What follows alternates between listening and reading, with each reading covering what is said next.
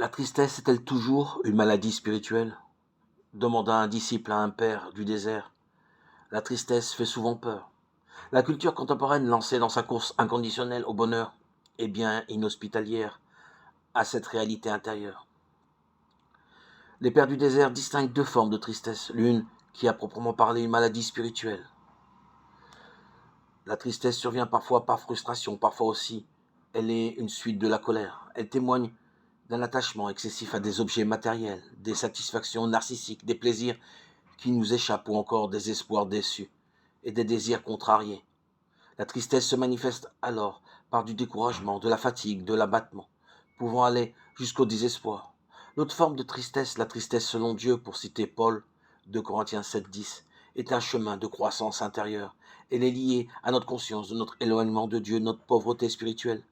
Il s'agit de cette tristesse que l'on éprouve quand on s'aperçoit qu'on a blessé un être aimé ou que l'on est coupé de sa vie intérieure. Les pères du désert en parlent comme d'une tristesse profitable ou utile.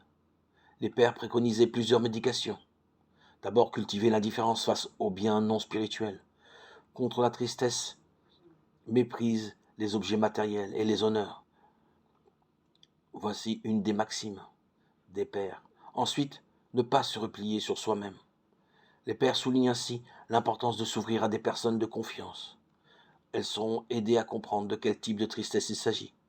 Elles pourront aussi donner des paroles de consolation. Il faut verser sur les âmes tristes l'eau bienfaisante, des douces paroles. Enfin, prier. La prière est l'antidote de la tristesse et du découragement.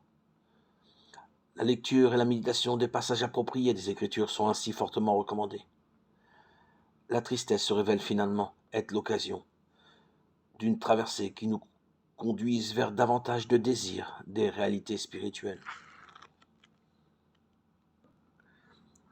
qui sont les pères du désert, des hommes et des femmes qui s'installent à partir du IVe siècle dans les déserts d'Égypte et de Syrie pour vivre leur foi en petite communauté ou en solitaire, et ils prodiguaient leurs conseils à tous ceux qui venaient à leur rencontre.